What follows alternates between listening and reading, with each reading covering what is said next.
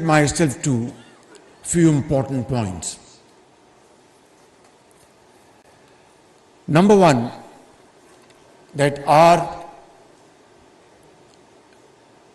country's youth is full of vigor, highly energetic, and of course, every day passing by, they are acquiring skills, they are being trained in various parts of Pakistan.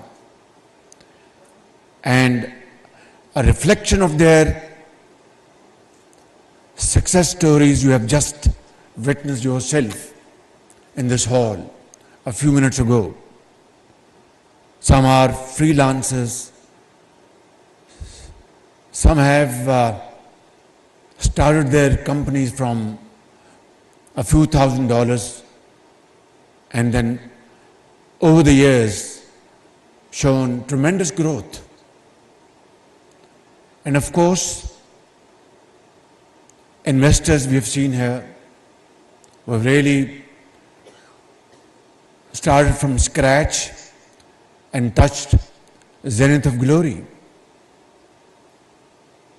So the point at issue is,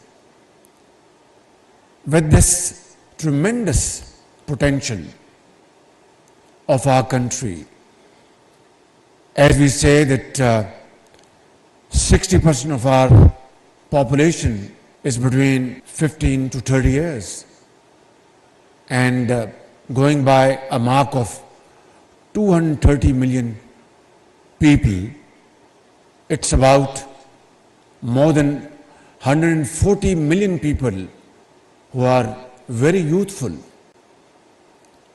and they have excelled not only in Pakistan but I think globally, North America, Middle East and everywhere. We have just seen in these documentaries their talent and their exceptional knowledge and expertise. So then the question at issue is, why are we hovering around a figure of $2.5 billion? That is the point at issue. Is it because a lack of support and facilitation? Is it because of very cumbersome, archaic procedures, or lack of universities and vocational centers in the country? I think there is substantial capacity which exists in all these fields.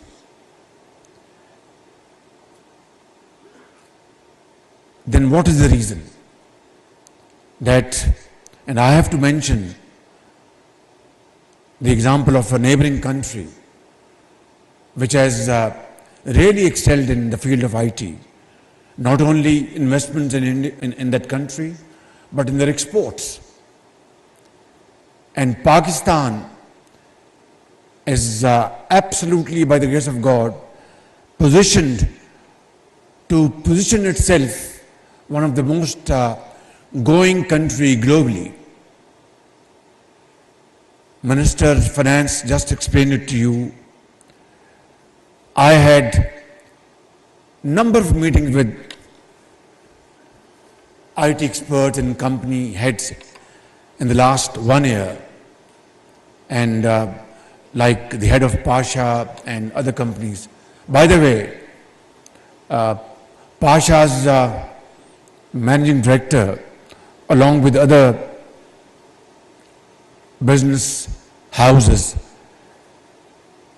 in one of the meetings made a commitment that, Prime Minister, if these facilities are granted and if these elements or hurdles are removed, inshallah, we will get $2 million in Pakistan's coffers in the next few months or so. I am not giving them any kind of blame at all.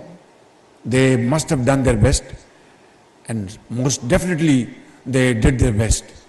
But that was not to be. The point at issue is, this is just, I think, a sideline story. Let us look at the bigger picture. Now, to fill this gap and fill in the blank, what is actually required that Pakistan must and should achieve a target of $20 billion worth investment or $25 billion worth exports in the next 2-3 years. And I want to tell you, this is something doable.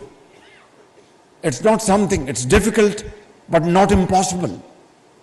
And we have to achieve this target under all circumstances with your outstanding commitment, your support, your hard work, your knowledge, and your expertise. Our very respected investors are sitting here. I always maintain that my investor is my master. For that, we will roll out red carpet for them and give them, in a genuine and in a very sincere fashion, all kinds of facilities and support which they require to build this sector in Pakistan. I think we have carved out a way forward, and that is SIFC. And the Prime Minister of Pakistan heads the Apex Committee, and the guest of honor is the moving engine in this newly carved out strategy. It is the whole of Pakistan strategy, which includes federal government and all provincial governments. And this mechanism has the following portfolios: A, agriculture; 2, IT; 3, mines and minerals; and 4, defense production. And of course, it goes without saying that all these initiatives will lead to our exports. Now, this new strategy